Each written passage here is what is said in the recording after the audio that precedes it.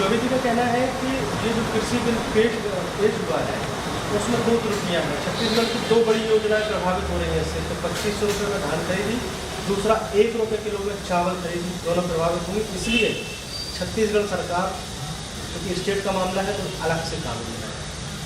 इसमें कोई योजना प्रभावित हो ही नहीं रही है। 2500 रुपये में धान खरीदने से कौन रोक रहा है इनको? इसमें कोई रोक नहीं है। और 1 रुपये किलो में चावल देने से भी कोई रोक नहीं है। दोनों चीजें से प्रभावित नहीं हो रही है। तो जनता को गुमराह करने वाली बात है। और एक मंत्री इस प्रकार का सत्य कथन करे, ये बहुत दुर्भाग्यपूर्ण है। जरा मुझे बताएं कि दोनों तीनों बिल और कानून में कौन सी ऐसी शर्तें हैं जिसके कारण ये 2500 रुपये में धान नहीं खरीद पाएंगे, जिसके कारण ये 1 रुपये किलो में चावल नहीं दे पाएंगे? ऐसी कौन सी योजना है? ये तो पूरी तरह असत्य कथन है और जनता को गुमराह करने वाला कथन। कानून की बात करनी है उन्होंने छत्तीसगढ़ में अलग से बनाया। हर राज्य सरकार को अपने कानून बनाने का अधिकार है, उसको कौन सा रोक है? परंतु जो केंद्रीय कानून होते हैं वो दो प्रकार के कानून होते हैं। एक कानून ऐच्छिक होते हैं और एक कानून ऐसे होते हैं जिनको पूरे देश में लागू करना आवश्यक होता है। तो देश में जो लागू करने वाले कानून हैं वो कोई भी राज्य सरकार संघीय ढांचे के अंतर्गत उसका उल्लंघन नहीं कर सकती, उसको लागू करना पड़ेगा।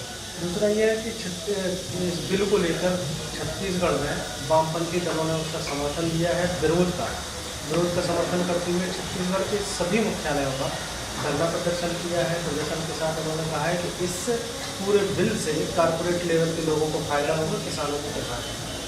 देखिए, ये तो वो विरोधी दल में है और उनका काम है ये सब करना। वो करे, अच्छी बात है, उस पर कोई रोक नहीं है।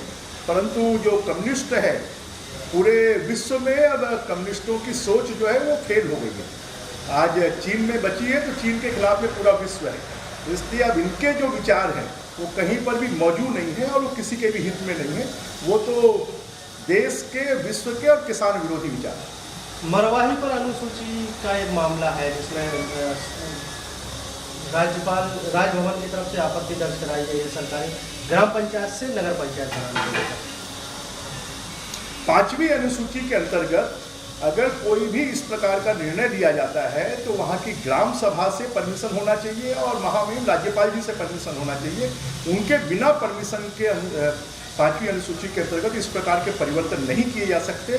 और वहाँ के नागरिकों ने, वहाँ के लोगों ने, क्योंकि नगर पंचायत से नगर पंचायत बनाने पर उनको जो सुविधाएं ग्रामीण क्षेत्रों की मिलती है वो क्षेत्र नहीं मिलेगी, विकास के काम नहीं होंगे।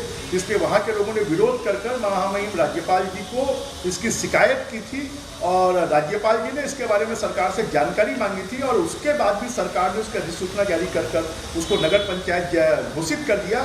ये सरकार नियम, कायदे, कानून किसी चीज़ को नहीं मानती है, संविधान को भी नहीं मानती है। जो इनकी मर्जी में अपने स्वार्थों के लिए वो निर्णय सरकार लेती है और इसी के कारण राज्यपाल जी को ये कड़ा निर्णय लेना पड़ा कि राज्य सरकार को तलब करना पड़ा। 29 तारीख को राज्यपाल ने बैठक बुलाई है इसी संबंध में। बैठने के बाद वैधानिक बिंदु होंगे उस पर चर्चा होगी। निश्चित रूप से जो वैधानिक स्थिति है कि 5वीं अनुसूची के अंतर्गत जो क्षेत्र आते हैं वहाँ के बारे में निर्णय करने का अधिकार वहाँ की ग्राम सभा को है। वहाँ के बारे में निर्णय करने का अधिकार राज्यपाल जी को है। वहाँ के हितों को अगर कोई कुठाराघात करता है, सुरक्षित नहीं करता है तो राज्यपाल जी उनके संरक्षक हैं और इसलिए राज्यपाल जी ने निर्णय लिया और मुझे लगता है कि राज्य सरकार को निर्णय वापस लेना पड़ेगा। उपचुनाव होने वाले हैं वहाँ पर, क्या इसको देखकर कांग्रेस लगातार निर्णय ले रही है? निश्चित रूप से आज मरवाही में जितना खर्चा किसी भी सरकार ने पिछले 60 सालों में नहीं किया, इस सरकार ने पिछले 3 महीनों में उतने निर्णय ले लिए हैं।